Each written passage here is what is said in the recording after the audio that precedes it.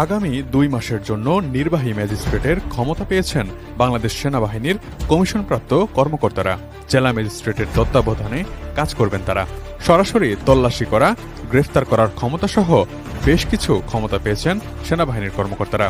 17 September মঙ্গলবার রাষ্ট্রপতির আদেশক্রমে জনপ্রশাসন মন্ত্রণালয়ের সিনিয়র সহকারী সচিব জেতিপ্রুর স্বাক্ষরকৃত এক প্রজ্ঞাপনে এই তথ্য জানানো হয়েছে।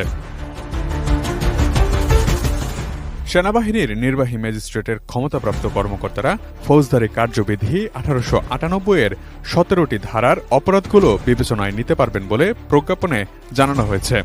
জেনে নেওয়া যাক আইনের এসব ধারা অনুযায়ী একজন নির্বাহী ম্যাজিস্ট্রেট কি কি ক্ষমতা প্রয়োগ করতে পারবেন। ধারা 64-তে ম্যাজিস্ট্রেটের উপস্থিতিতে কোনো অপরাধ সংঘটিত হলে সেই অপরাধী ব্যক্তিকে গ্রেফতার করার এবং হেফাজতে নেয়ার ক্ষমতা দেওয়া হয়েছে।